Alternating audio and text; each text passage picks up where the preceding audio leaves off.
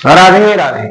आप सभी को ग्रीन बोर्ड कोचिंग सेंटर के लखनऊ शाखा द्वारा हार्दिक स्वागत और अभिनंदन है। हिंदी की कक्षा में मैं वीरेंद्र कुमार त्रिपाठी आज कक्षा 9 से कक्षा 12 तक के विद्यार्थियों के लिए उपयोगी उपसर्ग और प्रत्यय इन दो बिंदुओं पर हम चर्चा करेंगे। सर्वप्रथम हम बात करते हैं उपसर्ग की। उपसर्ग वे शब्द या शब्दांश, शब्दांश यानी शब्दों के टुकड़े, एक अक्षर का भी हो सकता है और एक से अधिक अक्षर का अर्थात एक पूरे शब्द का टुकड़ा भी हो सकता है। ये किसी भी शब्द के पूर्व यदि प्रयोग हो जाता है तो मूल शब्द के अर्थ को पूरी तरह से परिवर्तित कर देता है। जैसे यहां पर मूल शब्द है हार, आपने देखा 2 बार हार लिखा हुआ है। इसके पूर्व पहले हार के पहले मैंने प्र उपसर्ग का प्रयोग किया, प्रहार। अब प्रहार का अर्थ हार जाना या हार गले का हार ये नहीं रह गया। हार का अर्थ होता है हार जाना या गले का हार, लेकिन प्रहार का अर्थ हो गया आक्रमण करना, यानी पूरी तरह से शब्द परिवर्तित हो गया, अर्थ परिवर्तित हो गया। आहार, उसी हार में यदि हम आ उपसर्ग का प्रयोग कर देते हैं तो ये भोजन हो गया, आहार अर्थात भोजन। इसी तरह से कुछ ऐसे शब्द आपको जो मूल शब्द, इनसे निर्मित शब्द कैसे उपसर्गों के प्रयोग से अर्थ में परिवर्तन कर देते हैं, ये हम आपके सम्मुख प्रस्तुत कर रहे हैं। जैसे अन अगर उपसर्ग है और मूल शब्द है सा, तो इसको अगर हम मिला करके बनाएंगे तो ये बन जाएगा अनुसार। इसी तरह काश मूल शब्द है, अगर हम इसको अव उपसर्ग लगा करके बनाएंगे तो नया शब्द हमारा निर्मित होगा अवकाश अर्थात छुट्टी। मान, मान मतलब इज्जत, सम्मान, मर्यादा। कभी कभी उपसर्गों के माध्यम से हम बिल्कुल वाक्य शब्द को विलोम कर देते हैं, उल्टा कर देते हैं। जैसे मान, अब इसमें अगर हम अप उपसर्ग को प्रयोग कर देते हैं तो ये हो गया अपमान। मान और अपमान एक दूसरे का बिल्कुल विलोम है। यदि नाश शब्द है, इसमें वी का प्रयोग कर देते हैं तो ये हो जाता है विनाश। कोई भी अच्छी चीज है उसके पहले सु उपसर्ग का प्रयोग करते हैं, यानी अगर कोई पुत्र आज्ञाकारी है, बहुत अच्छा है, बहुत अच्छे स्वभाव का है, तो उसके पहले सु उपसर्ग का प्रयोग करके सुपुत्र उसे बनाते हैं सुपुत्र। इसी तरह यदि कोई वस्तु, कोई सामान यदि खराब है तो उसके लिए कु उपसर्ग का प्रयोग करते हैं, यानी कुवस्तु, बुरी वस्तु। जय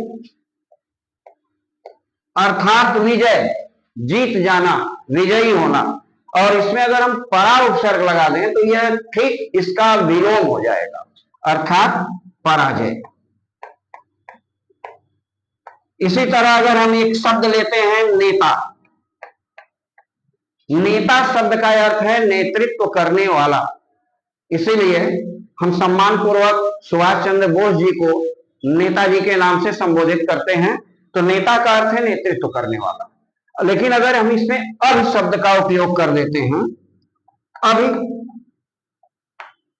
उपसर्ग का यदि हम प्रयोग करते हैं तो शब्द बन जाता है अभिनेता।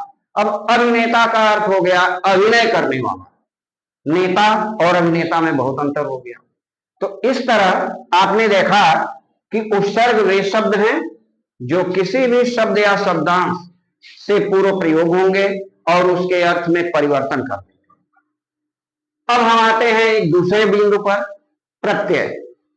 प्रत्यय उपसर्ग का ठीक विलोम होता है। ये किसी भी शब्द के देखिए पूर्व में प्रयोग होता है और प्रत्यय किसी भी शब्द के बाद में प्रयोग होगा और यह भी शब्द के अर्थ में परिवर्तन कर देगा। जैसे इसमें भी 3 कॉलम हम बनाते हैं। अगर प्रत्यय, मूल शब्द और इससे निर्मित शब्द, जैसे आई,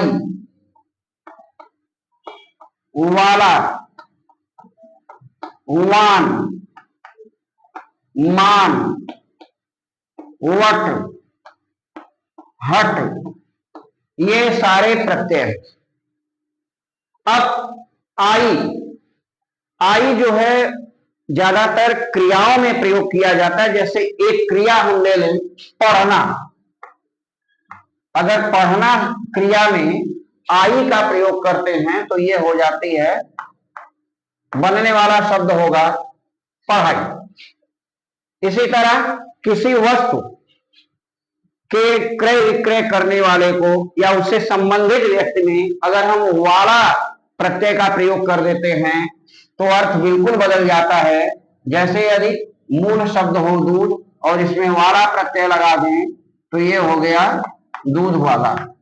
ये एक सामान है जिससे अनेक प्रकार की वस्तुओं का निर्माण होता है, खाद्य पदार्थ बनते हैं, जबकि ये एक व्यक्ति विशेष का व्यवसाय है।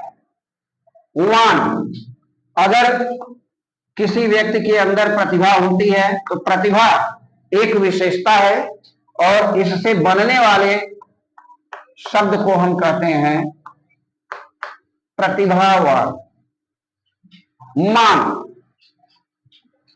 अब अप, अगर हम उपसर्ग लगाएं और इसमें मान,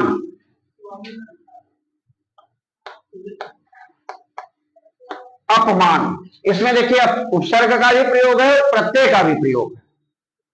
ये ऐसा शब्द है जिसमें दोनों उपसर्ग और प्रत्यय दोनों जोड़कर बनाए गए। वट, एक क्रिया है सजाना, इससे बनने वाला शब्द यानी कि विशेषण हो जाएगा सजावट। घबराना, ये भी एक क्रिया है,